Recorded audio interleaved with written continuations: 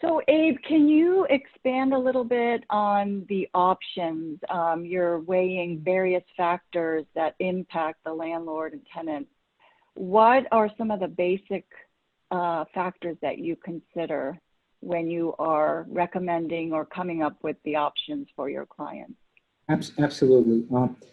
We need to think about this in two terms. We have a set of options that we can provide to a tenant, but we also have some limitations that we need to consider.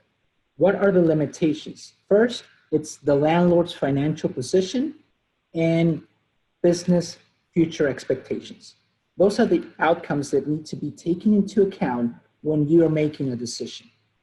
Obviously, we need to also take into account the tenant's financial position, what is their recovery pace, what is their path, how long it's going to take for them to be on a positive cash flow point in order to make the payment back. But during that process, during the procedure, that step, landlord needs to take into account all these what-if scenarios that I was mentioning and assess what these scenarios could have a major needle mover, material impact that could actually put in risk the current rent relief option that we are discussing.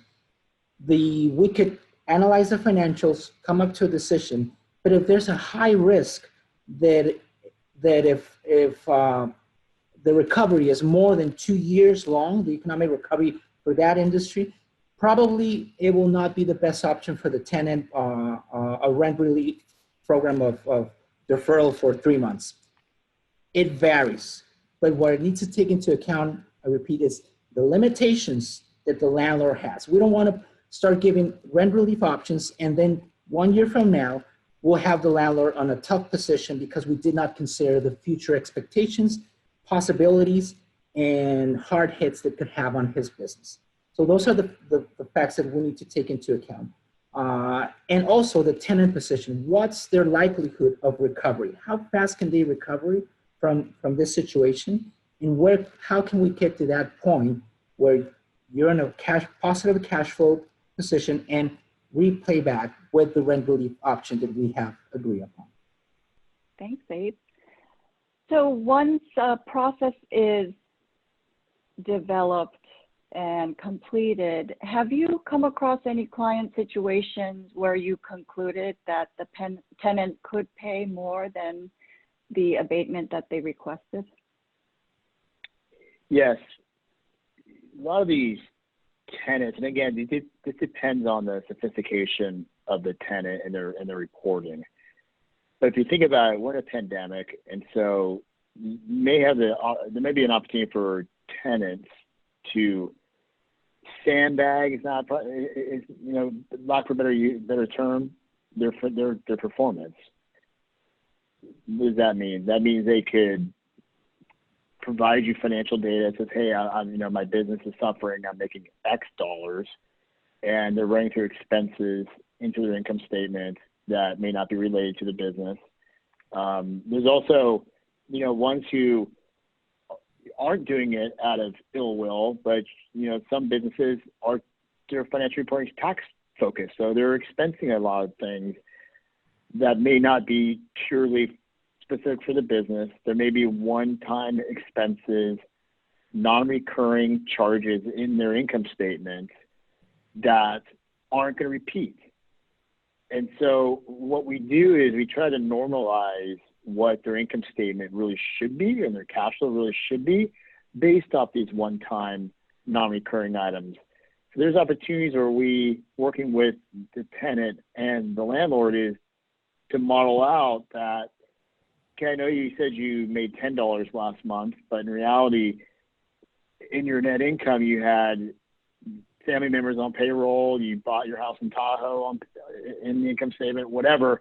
But if you back those out, you really could be at $20 a month. And so with that type of analysis, we're able to really normalize what their income stream should be or should have been, which will help you make decisions on, okay, well, maybe you could actually pay more rent than you're actually requesting for us to reduce it by. And I'll give the flip side of that discussion. some tenants really do want to stay in place, and they are having a terrible time of it. I mean, we've all heard of the acute effects on retail and hospitality. So there may be reality to the request, and they might be understating how significant this is for their business. And you need to figure that out too, because it would be a terrible result if you gave abatement or relief or applied a deposit against a month payment, and then it turned out a year down the road that their rosy projections weren't real, and they go through a bankruptcy process, which we're projecting that there will be significant downturns, and some industries will have that effect. So you need to look at both sides of it. Be skeptical, but be pleasant. The more pleasant you are at the time of the conversation, more organized you are, the better data you're going to get, and you can ask some better questions. And I'm sure Abe has a lot more insight on the economic side than we do. You know, a lot of what we're hearing from our clients is that they're going from their gut reactions, the data that's put in front of them, and not necessarily putting it up against that economic forecast. And before we get into the forecast, Jackie, your comment was, when your question was, can I actually pay more rent? It should be potentially, because we need to find that baseline first. And when we find that baseline of backing out the one-time expenses and other items, that baseline is kind of what drives what Abe does with now we're in the forecast. Because of the time difference, we are seeing right now the situation where a lot of tenants are suffering, and they can show you financials that they already have the impact on their books. But you can also have a situation where their financials are pretty good right now, but there's a lack of on the effects of all this situation. For example, maybe the service industry hasn't had the complete hit of COVID-19, and they will start feeling the effects 5-6 months from now. So that's why you need to connect that part of the forecast. If somebody comes, a tenant says, look, I'm struggling, and the way I'm seeing my projections, I'm going to have a hard time. So I want to start discussing this right now. It's being proactive. Again, it's doing that link and understanding the forecast with the current environment of your tenants. The forecast needs to explain that reality. And it's not as simple as it was understanding an industry. Now the reality has changed. So what will be the reality, for example, of the restaurant industry after COVID-19? Will it be the same, or it will have different cash flows? And same case for each part of each sector of the economy. So that's what we need to take into account when we do a forecast. It's not as simple as saying just add 5% or inflation. Consider the reality, consider all the possible impacts, do an assessment of what other materials